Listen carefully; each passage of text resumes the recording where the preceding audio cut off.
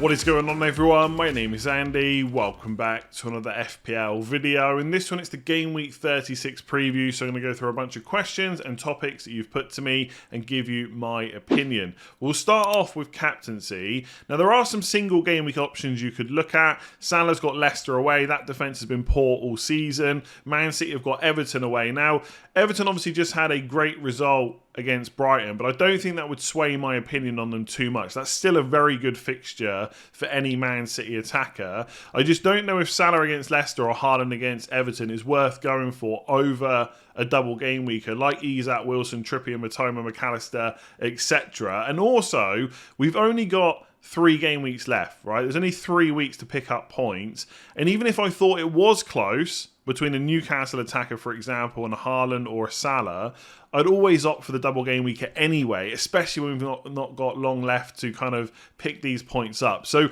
I will definitely be going for a double game weeker. I guess you could argue that because Man City only drew 1-1 with Real Madrid, that Haaland's minutes might be a bit lower, but I don't think it really mattered what that result was. I expect Haaland to play against Everton, and he's probably going to go and get 60 to 75 minutes minimum anyway. So if you really think he's a great option, of course, go for it. I don't think he's going to be benched, but for me, it's always going to be a double game weeker. And given what I've kind of already discussed this week about Isak versus Wilson, I have to back Isak as the top option this week, purely from a minutes basis, right? I completely agree with everyone, and you can see with the underlying numbers there, their expected goals and expected assists per 90 minutes. If they're both on the pitch for the same amount of time, I definitely prefer Wilson. And I think in terms of effective ownership, who's going to be the most captain this week? I mean, Trippier is going to be right up there just because his overall ownership is so high. But between Isak and Wilson, Isak will be higher captain. So if you're looking to go for a differential and you think they both start against Leeds, which is looking pretty good because Longstaff is not apparently out for the season, but he could miss the Leeds game, which means Joelinton might play in midfield and then Isak might play left wing. So there is a good chance now they both play against Leeds. If that does happen, you could just go for the slightly lower owned Wilson as a captain differential if you want to. But if we're forgetting about all that kind of stuff and who I think is just the best option, who's most likely to get the most minutes, then it is going to be Isak, right? So I would have him ahead. I think, although I've kind of roughly put this in order, I'm not sure if I would captain Trippier over Matoma or McAllister. I think in some ways we've forgotten what Trippier is capable of. He's still putting out really good attacking numbers. You can see his expected assist there, 0.34 per 90 minutes. Very good for a defender. And defensively, again, in terms of underlying numbers, expected goals conceded and stuff like that, Newcastle are still doing fairly well. It's just, do I really see them getting a clean sheet against Leeds away or Brighton at home? Not necessarily. But I don't know how Sam Allardyce is going to approach that game, right? Leeds, I mean, he could just try and sit in, not concede, and then nick a goal on the counter. And if they do that and Newcastle have got a lot of possession, they could possibly come away with a clean sheet in that game. So even if they don't get one against Brighton, Trippier is suddenly on 6 or 7 points. We know how good he is for bonus. And he's surely due an attack and return as well. So I think because of how many, or the lack of clean sheets Newcastle have had recently, people have kind of written Trippier off as a captain option. But if you're not sure about going for one of the attackers, he is definitely the next best option in that Newcastle side. And they do have better fixtures than Brighton. That being said, although it's 2 away games, and Arsenal and Newcastle have defended well for most of this season, that Brighton attack is still one that I would massively back. And also, against Everton, yes, they lost 5-1. Wasn't a great result, and by no means am I saying that Everton didn't deserve it, because they played that game really well. But when you look at the expected goals for that game, Brighton created pretty much the same amount of chances, if not slightly higher, than Everton. So on another day, who knows? Maybe that result is flipped. Maybe it's more like a 2-2 or a 3-3 or something like that. I think just everything Everton hit went in.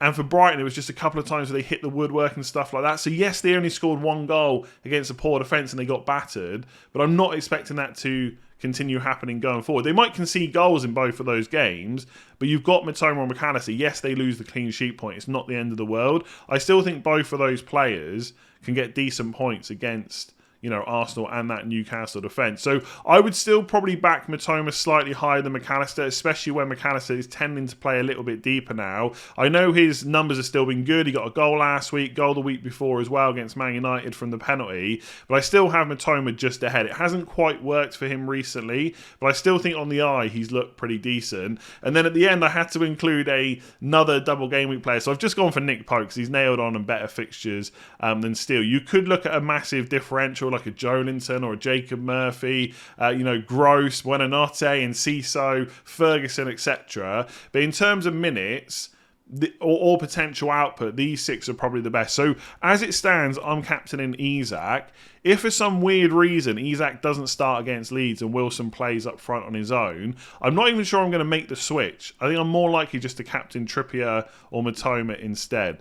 I think possibly on paper you could say because of the fixtures Trippier is slightly better, but I always prefer going for an attacker even in those slightly more difficult games. But for me, I think it's got to be Isak. I think when you're playing Leeds, even in a single game week, that's a nice fixture. So to have the bonus of the home game against Brighton is pretty decent. So that's the order I will put it in. Let me know below if you think differently. All right, big question this week that a lot of people are thinking about. Essentially, would you start Trent over a Brighton defender? And for most people, that's going to be Estupiñán or Dunk. Now, I will say before I answer the question, I'm very biased towards double game week players, especially when they're already in my squad. I'd find it really difficult to bench them when they've got that extra fixture. That being said, I do understand the dilemma here, because if you're going to ask me to put some of my own money on Brighton getting a clean sheet in game week 36, I'm probably going to decline and just save my cash, because Arsenal away and Newcastle away are both very difficult fixtures for that to happen in. Now, I do think for a big part of FPL, a lot of people still underestimate the kind of power of a double game week player, because you get 2 shots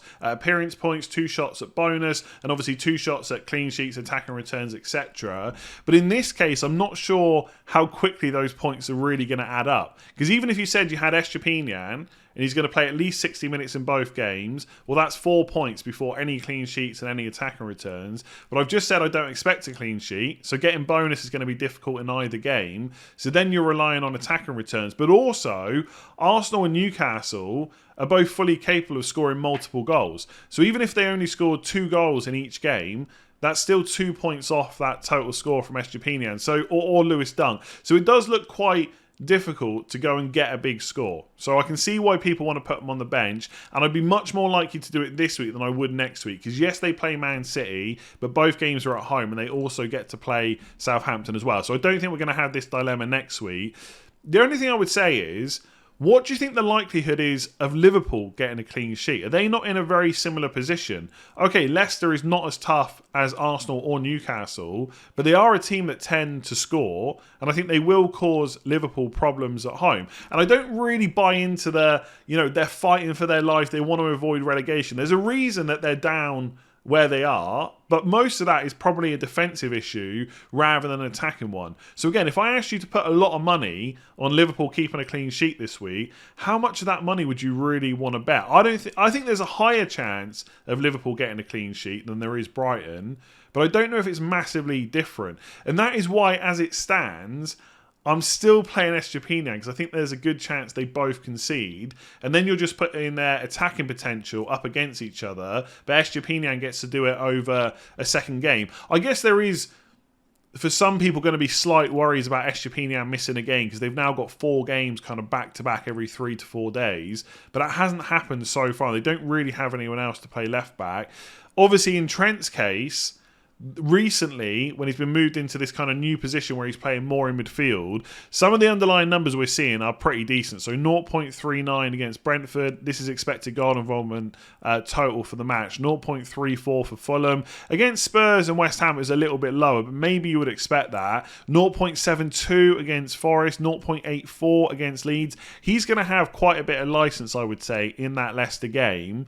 So that is kind of the things to weigh up, right? I think there's a chance that there's no clean sheets in any of those games. So Leicester, Arsenal and Newcastle, I think there could be no clean sheets. Will the teams that Brighton are facing score enough goals to kind of reduce the overall points total? And will Trent end up outscoring him because of attacking potential? Possibly.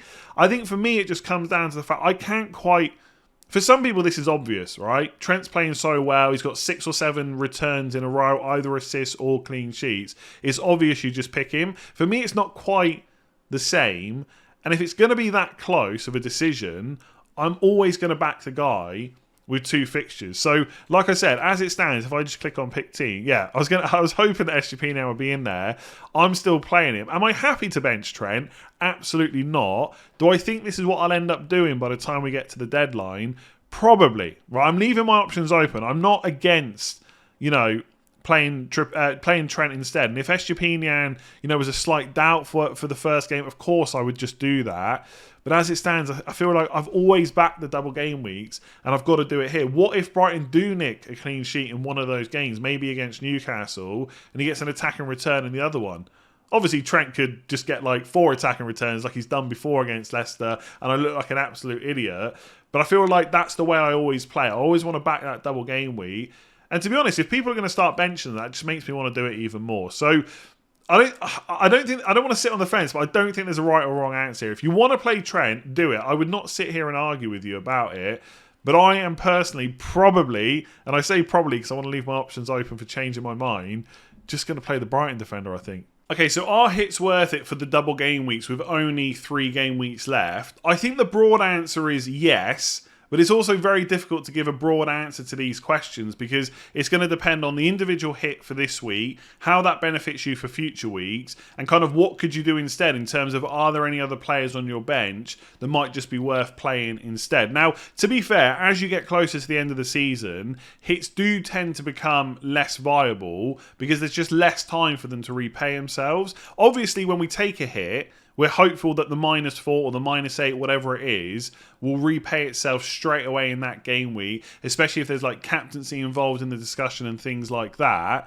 But if it doesn't, we're fairly sure it will pay off over 2, 3, 4, 5 weeks, whatever it might be. Well, in this case, like in the question, you've only got 3 game weeks left. So it is going to depend, but because Brighton have got 2 extra fixtures, Man City, Man United have got 1 extra fixture, etc., it could still work out over the next kind of 2 to 3 weeks. Take a couple of examples though. People have got a Solly March issue this week, and not everyone has money in the bank to deal with him. So unless you want one of the players that's cheaper than him, people might be looking at taking a hit instead. Now, if I had this team with no money in the bank, the only way that I could fund March to Matoma or to McAllister, I already own Matoma, would probably be to downgrade one of the players on my bench because I don't want to sell Salah, Rashford or Fernandes because Salah's just a great option and Man United doubling 37. So I'd have to downgrade one of the players on my bench just to then bench the player that comes in. In that case, would I take a -4 to replace March or McAllister?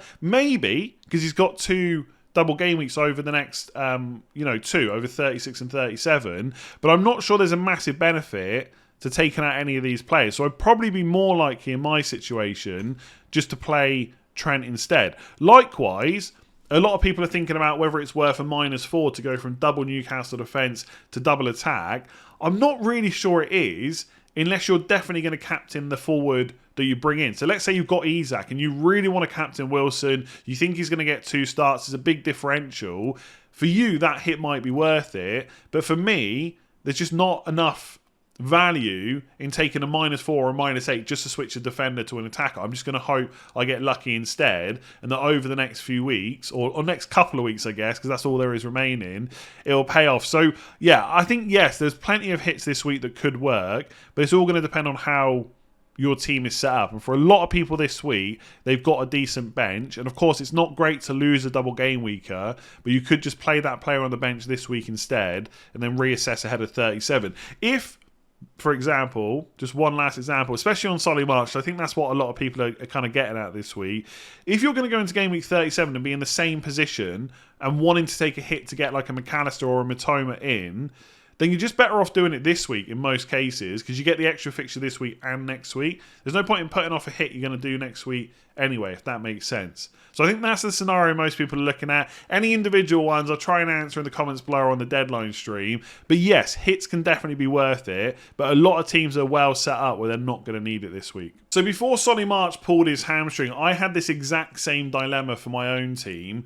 Is Trent to a Man City defender like Diaz worth it if you have 2 free transfers and are already tripled on Brighton and Newcastle? So you're struggling to find moves, you're trying to plan for future double game week, and you probably don't have a Solly March issue to deal with. Maybe you've got Matoma and McAllister. I would strongly consider this if Trent is already on your bench, because in game week 37, you're probably going to have that exact same benching dilemma. So for a lot of people, they've got a Luke Shaw and a Brighton defender. So you're going to play both of them in game week 37 for the double. And if you're on a 3-5-2 or a 3-4-3, you've only got one other defender spot. Now, Trent, to be fair, has Villa at home in 37. So he's not a player that you have to go out of your way to sell.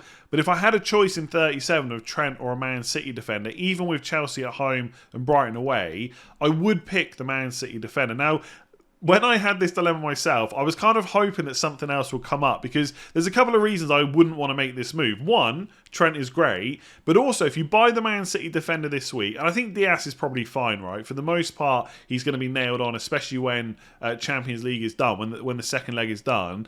The problem is you have to buy him this week. You're probably going to bench them, and they've got to play Everton away and then Real Madrid at home in the Champions League and get through 2 games without picking up an injury. So it's not ideal, but for some people, this may well be your best move. So if you can picture this team and just pretend that McAllister is already in instead of March, and I've got 2 free transfers, there's very little to do apart from maybe a goalkeeper downgrade. So maybe do like a Kepa to a Forster or something like that and just play Edison, or vice versa. You could do Edison to Forster and just play Kepa in double game week 37 just to avoid selling Trent. But in game week 37 itself, you're going to play, let's just bench Trippier. You've got this defence, right?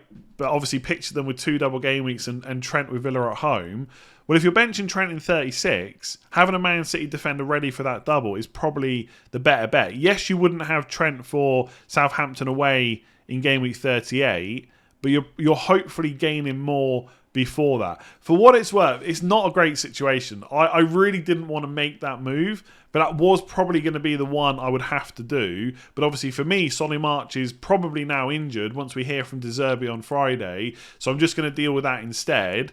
I'm probably going to bench Trent in 37 or play him ahead of Isak, and mostly I'm just keeping him for that game in game week 38, where obviously he could do damage. It's Southampton away, but I think in the grand scheme of things, if you're not playing him for the next couple of weeks, he's okay to sell. Now, people are going to be screaming at the screen saying, why would you sell Trent? In almost all situations, you absolutely wouldn't, but some people are so well set up that it makes at least some sense to do it. So if you're thinking about it, I do think it's an okay move. For most of you though, especially if you're playing Trent this week, then yeah, you don't need to sell him. Alright, so what should we do with Solly March if we've got no money in the bank? Now for the most part, I'm going to talk about players that are cheaper than him that you could bring in. But obviously your other 2 options are to bench him. So maybe you've got a Brighton defender or a Trent or a Shaw against Wolves at home that you could bring on instead. That's absolutely something that you could do. Or you could take a hit. For some people, it might be worthwhile, especially if you're going to like a Matoma or a McAllister who've got 4 fixtures in 2 game weeks. Okay, they might not play all 4. I think it's quite likely they do, but they're surely going to play a minimum of 3. And if the other part of the hit also benefits you this week or next, then that could be worth doing. You'll have to weigh that up on an individual basis. If you want to sell him, but you don't have any money to go elsewhere, there is a lack of options, I would say. If you want to go to Newcastle, if you've got a spare slot, I would probably look at Murphy or Willock. Willock's 4.7 million, Murphy is 4.2. There's not too much between them. I think Willock's absolutely nailed on. I don't think you're going to see a team sheet over the next kind of 4 fixtures that doesn't feature him. And in terms of him Joelinton and Bruno Guimaraes starting in that midfield, his underlying numbers are better. So if you want a kind of safe option that's always going to start with pretty good underlying numbers, I would look at Willock. But Murphy is 0.5 million cheaper, and you might not need that money now, but that might help you in 37 or 38. And on paper, he's lining up in a more attacking position as well. I guess he's just got a little bit more competition. Even if Almiron doesn't start, he could come off the bench and take minutes off of Murphy. So there's probably not too much in it. If I had to pick one, I'd probably go for Murphy right now, but if you want that surety of kind of starts, minutes and all that good stuff, just go for Willock. If you want to stick with Brighton, because maybe you just don't want to go for either of those players or any Newcastle midfielders for whatever reason, then it's a little bit tricky because obviously Mitoma and McAllister are more expensive and so is Gross. So March is now 5.3, Gross is 0.1 million more. So the only one you can really look at is Buonanotte. Now, you'd think he was going to be the biggest beneficiary of March being out because he started in that right wing position a couple of times, but I don't think it's a guarantee that he always plays there. Ferguson is back now as well, so there's no reason why instead of having McAllister as a 10, he couldn't play both like Welbeck and Ferguson and then have someone like Enciso playing on the right instead. Most of the time this guy plays as a number 10 when he plays for Brighton, but he could play on that right as well. So I don't think there's any harm in thinking about Buonanotte at 4.5 million as a bit of a punt. You'd hope he'd get at least one start in the double, possibly two, but it's not a guarantee that he will play now. Well, I should say now that Solly March is out. It's not been confirmed yet. I think we're all just thinking that he will be. You could use two transfers and go to Enciso instead, but I'm just not sure for most people that's going to be worth it. Ferguson's obviously back now, looked good again, but he doesn't often get 90 minutes, and he's only just back from... In fact, when I say he doesn't often, he's never played 90 minutes for Brighton in the league, and he's only just back from injury, so he's probably going to be managed a little bit and unlikely to play back-to-back games. So I think if you're going to stick to Brighton and you want to do it in one move, the only option really is Buonanotte at 4.5 million. Otherwise, you're probably looking at kind of single game week, because I put McNeil in because he's an absolute legend to me. He just got 2 goals, 2 assists. I didn't have him in my team. Everton do have a couple of nice fixtures to end the season, but that doesn't start in game week 36 because they've got Man City at home, right? It's a tough fixture, but after that it's Wolves away and then Bournemouth at home last day of the season. I don't know. McNeil, could he be an option for 5.1? Maybe. Basically, you're scraping the barrel at that kind of price point. This is why these Brighton players have been so good to us. Like, if I set the filter to 5.1, you got like Xhaka, Jensen. Andreas is obviously injured. I mean, he would have been perfect because Fulham's fixtures are pretty good. But even someone like Willian is 5.5, I think. Douglas Luiz, Willock, obviously I mentioned. Declan Rice. I mean, West Ham have got some okay fixtures. Brentford away, Leeds at home, Leicester away. But they're also fighting for that kind of European trophy as well. So will there be a bit of rotation there? Maybe. Bailey, I don't think, hasn't regularly been starting at all. So there's hardly anyone. You're either taking a hit, you're benching him, or you're probably going for one of the 4 players you see on screen. Buonanotte if you want to stick to Brighton.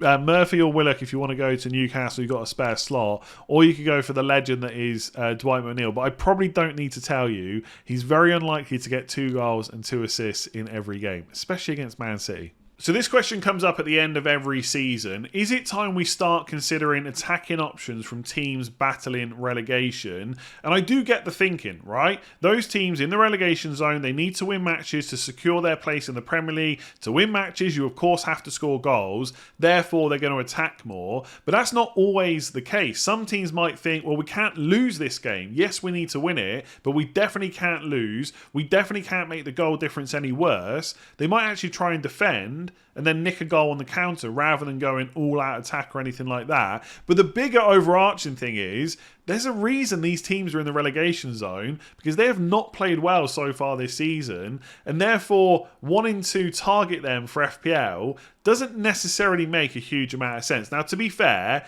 Leicester are down there fighting for their Premier League place. They've definitely got attackers that normally you would look to target. Lots of people who will have owned Maddison already this season, but then you've got to treat it like any other FPL transfer in and look at the fixtures and stuff like that. So I think we can all agree three, we're probably not buying Southampton players. So I'm just going to ignore them. I think for the most part, it's probably the same for Nottingham Forest as well. Their fixtures are Chelsea away, Arsenal at home, Palace away. I don't really see too much point in targeting Nottingham Forest. So I'm just going to ignore them. With Leicester, of course, maybe you go for a Maddison, maybe you take a punt on Jamie Vardy. But let's not also forget, there's double game weeks in 36 and 37, so it's very difficult to make a case that you should be looking at relegation teams when other good teams have got double game weeks. So for Leicester, it's Liverpool at home. Can they score in that game? I think they will. Are they going to score multiple goals? Not necessarily. Newcastle away is tough. And look, you might take a punt last day on the season, West Ham at home, if, you know, they're on the beach or whatever phrase you want to use to kind of justify it. So maybe a Leicester player, especially last day of the season. I'm not sure I'd be getting them in 36 or 37. And then the only other ones to look at, who I've forgotten who's in, Leeds and kind of Everton. Now with Leeds, again, fixtures, not ideal. Newcastle at home, West Ham away, Spurs at home. So you could look at someone like a Patrick Bamford as a differential. But again, he's got to take up one of those forward slots. Who do people have right now? Haaland, well, he ain't getting in ahead of them. Kane you might have, definitely not getting in ahead of him. Although obviously he's cheaper, so you could use that money elsewhere. But also Newcastle attackers, right? Who wants a Bamford instead of an Isak or a Wilson that get to play Leeds, not playing for them, they get to play against them. So again, it's quite difficult to make a case. The only one that I'm looking at, and it's not because they're a relegation team really, it's because of fixtures, is Everton. Like I've just mentioned for McNeil, they got Wolves away, and importantly, last day of the season they got Bournemouth at home, where either they're going to need a win, or both teams might be safe, and because of that, they might just give up on defending. Who knows? Like, I'm not saying any player goes out to lose the game or anything like that. Of course not. But Bournemouth at home, last day of the season, Calvert-Lewin, who hasn't played a huge amount so far, but did look very good against Brighton. I don't think it's a coincidence they started scoring goals when he's been back. Could he be an option? I think yes, against Bournemouth at home. So if you're looking for a punt last day of the season, I'd maybe look at Calvert-Lewin. But should we actively go out of our way to target relegation teams? Yes, but only for players that are playing against them. Not really, in most cases, for players that are playing for those teams, at least in my opinion. Anyway, let me know if you think that's completely wrong. Which players from relegation teams are you looking to buy? I'll be back tomorrow with team selection. Final thoughts on Friday, deadline on Saturday. Give this video a like if you enjoyed it. Hit that subscribe button if you haven't done so already. And I'll catch you again soon.